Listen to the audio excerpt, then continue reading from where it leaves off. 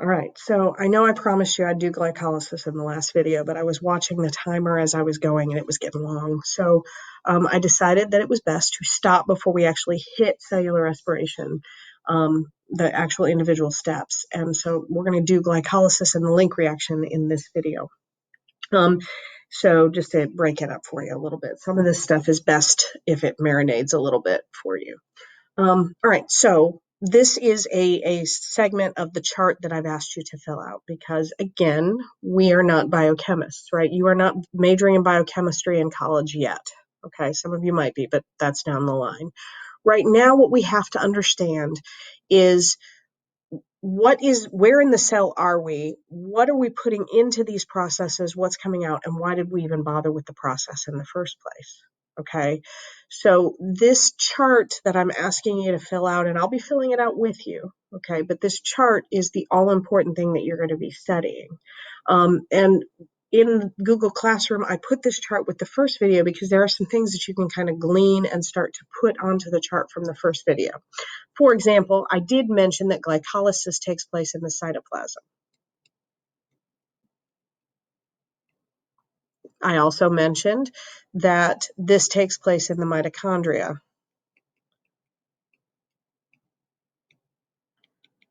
Right?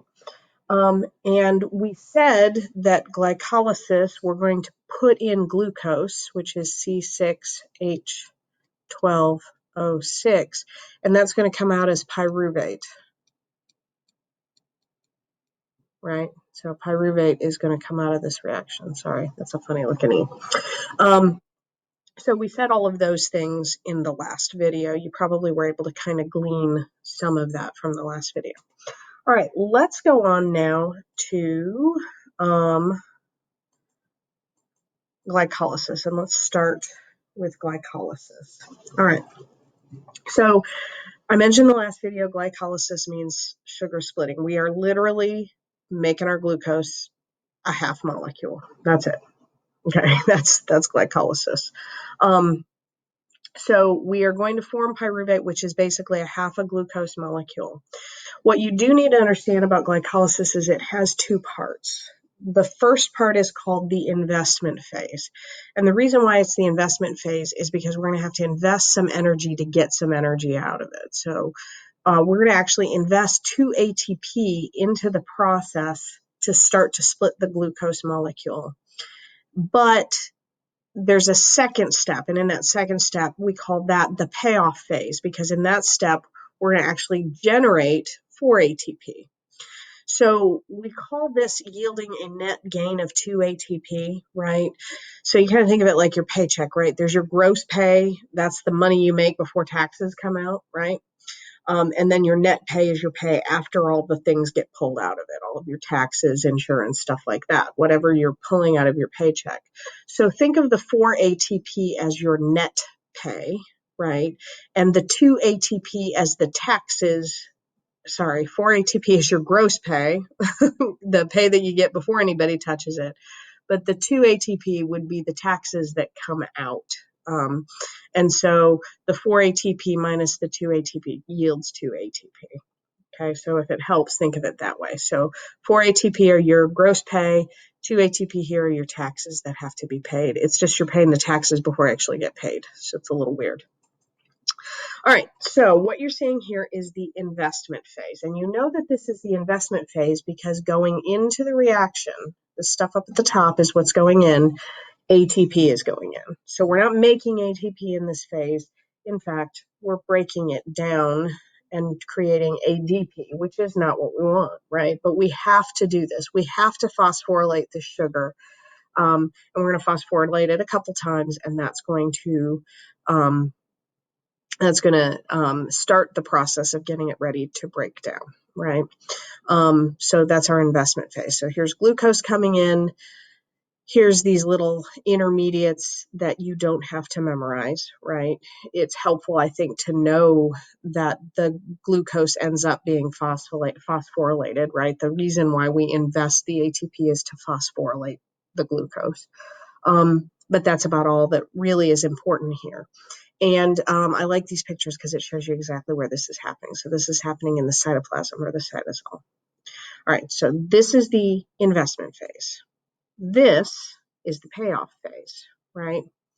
All right, and it's the payoff phase, again, because now here we're going to take 2 ADP and 2 ADP, and through a series of steps here, and again, all these intermediates you don't have to memorize, but essentially,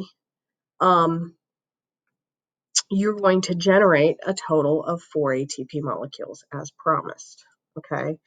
But the important thing here is what's going on right here, because NAD plus is coming in and it's going to generate NADH. So as we're stripping the hydrogen atoms and their electrons off of the molecule, the sugar, after we phosphorylate it, we're going to actually capture some of those hydrogens and their electrons to generate NADH, okay? So I know we teach you that cellular respiration is all about energy, but remember, the energy we're getting here is substrate level. It's small change. It's not super big. It's not all that impressive, right? The thing that is impressive, the thing that we really need to keep track of is this guy. This is the rock star here, because this is what we're going to need in the very end of this cellular respiration process. All right, so we saw the glucose coming in. We saw it coming out as pyruvate, right? In fact, let me just go ahead and highlight that because I don't think I did. Here's the pyruvate here at the end that we're looking at. And again, don't memorize the formula. Just know that it's called pyruvate. All right, so glucose comes in, it comes out as pyruvate, and during the investment phase, we had to put in 2 ATP. Oops, that P looks like a D. There we go. And this came out as 2 ADP. And that D looks like a P. Okay, I love writing with a stylus. Okay, so we've invested, but because we invested, we were able later in the payoff phase to put in 4 ADP, and those come in as 4, or come out as 4 ATP. So one of the main points is yay energy, right? We get a net 2 ATP, right? Okay, so yay, we got some energy.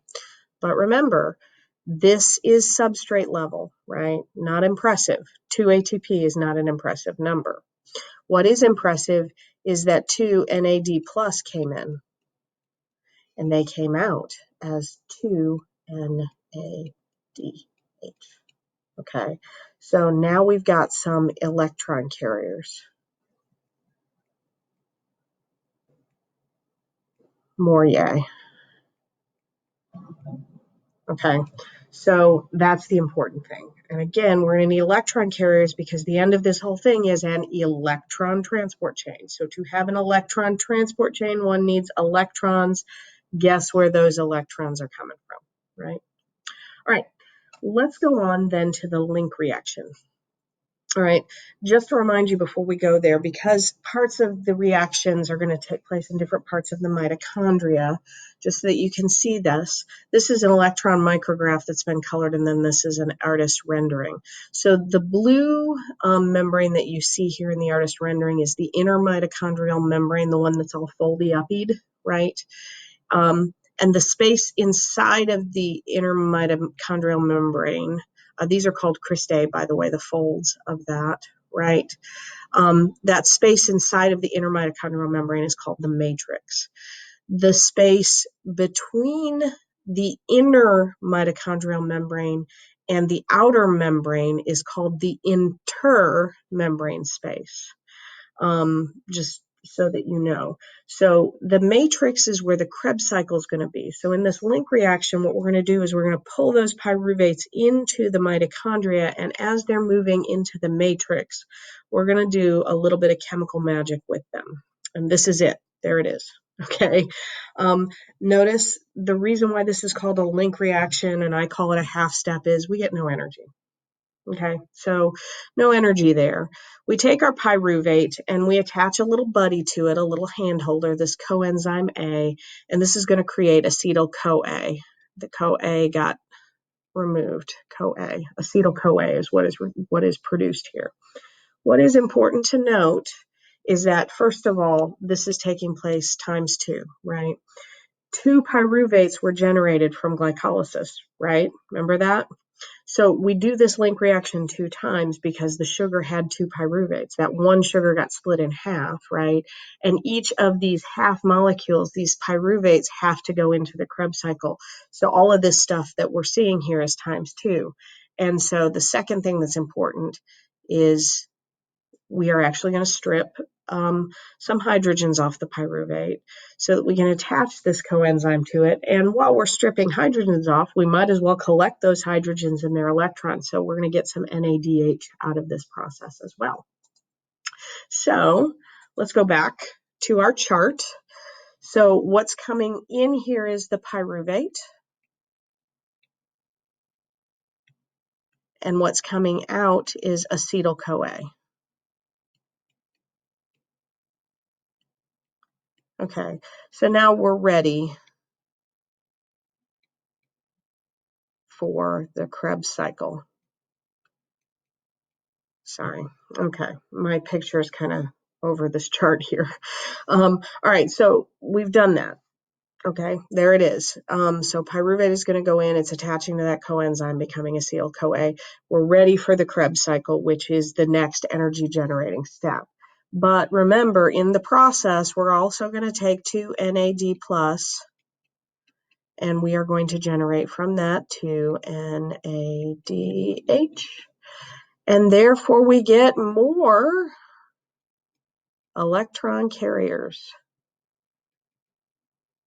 Okay, that is the exciting bit. We get some more electron carriers. So we just started, right? We did 1.5 steps, and we have a grand total of 4 electron carriers, right? 4 electron carriers means 4 electrons to do the electron transport chain. So we're in good shape. We've got this process started. Let's take a break, and then we'll get into the Krebs cycle.